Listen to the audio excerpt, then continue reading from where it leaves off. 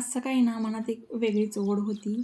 खूप दिवस झालं वॉल कंपाऊंडच्या बाहेर कारल्याचा वेल होता. त्याला छोटी-छोटी कारली लागली होती, पण नंतर पाहिलीच नाहीत. मग काय आज थेट गेले वॉल कंपाऊंडच्या बाहेर आणि बघते तर काय तिथे मस्त अशी कारली लागली होती. एवढी छान कारली बघून ना मनाला एक वेगळंच समाधान भेटलं. आपण आपल्या हातानेच लावलेली भाजी आणि त्याचीच भाजी बनवून खाणं याचं समाधान काही वेगळंच असतं. तिकडे मला ना 3-4 तरी कारली दिसली. ती तोडली आणि अगदी देशी बिना फवाऱ्याची आपल्या घरची चव वेगळीच असते ना. त्यामुळे आज त्याचीच भाजी बनवायचं ठरवलं. त्यानंतर इथे बाजूलाच एक वांग्याचं झाडही आहे. त्यालाही खूप सारी फुलं आणि छोटी-छोटी वांगीही दिसली. वॉल कंपाऊंडच्या आतमध्येही वांग्याची झाडं आहेत आणि त्याचीच वांगी तोडून ना मी आज पातळ भाजी बनवली होती. इकडे लागलेली मस्त अशी छोटी-छोटी वांगी बनवून ना खूप छान वाटलं. आणि सकाळचं वातावरणही ना खूप छान झालं होतं बघू शकता तुम्ही इकडे.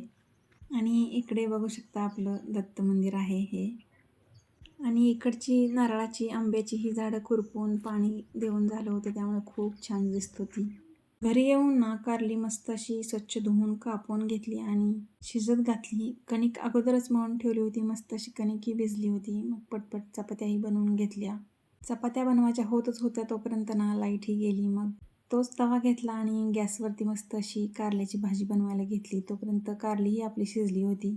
मग त्याच तव्यावरती तेलामध्ये जिरे, मोहरी, कांदा, टोमॅटो, थोडंसं मीठ घालून व्यवस्थित परतून घेतलं आणि त्यामध्ये खोबरं, आलं, लसूण, कोथिंबीर, जिरे याचं वाटण केलं होतं. ते तेल सुटेपर्यंत परतून घेतलं आणि त्यानंतर शिजवलेल्या कारल्याच्या फोडी आणि तिखट, गरम मसाला घालून व्यवस्थित असं मिक्स करून 2 मिनिट झाकून ठेवून मस्त अशी कारल्याची भाजी शिजवून घेतली. अशा पद्धतीनं भाजी बनवली ना की अजिबात कडूही लागत नाही.